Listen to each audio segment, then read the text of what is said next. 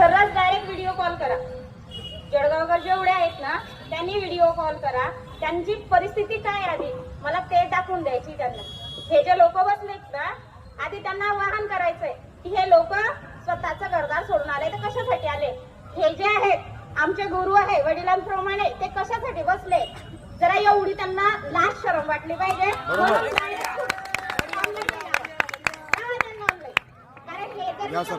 Meeting लावा विसी चालू करा. विसी चालू करा. काही कोणी कुणाचेच नाहीये.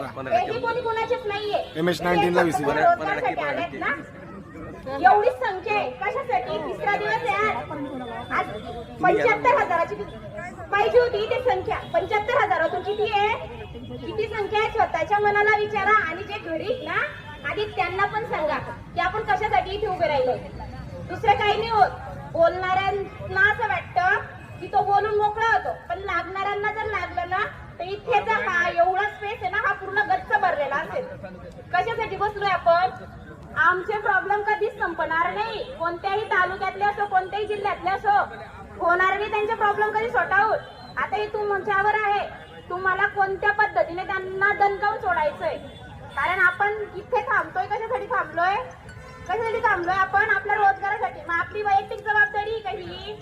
आपण एकटे चालूय. आपली वैयक्तिक जबाबदारी का प्रत्येक येतोय सांगतोय की घरी आहे त्यांना आवाहन करा. छोटे छोटे आहेत का ते की त्यांना आवाहन करावं लागेल. एवढे छोटे आहेत का ते त्यांना कळत नाही का त्यांचं चांगलं वाईट समजत नाही का.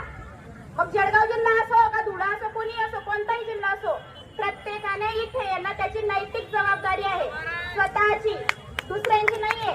आणि इथे येणारे ते सक्षम आहेत.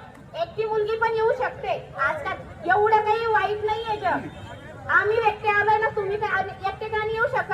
अरे आपल्या मनगटांमध्ये जोर आहे तेवढा की कोणी बोलला तर त्याच्या नळीचा बोट घेऊन घ्यायचा. मग आपण कशासाठी मागे राहतोय. लेडीजचे कधीच प्रॉब्लेम सॉल्व्ह होत नाही. आणि जेंट्सने आता विचार करा की तुम्हाला तुमच्या लोकांना कशा प्रकारे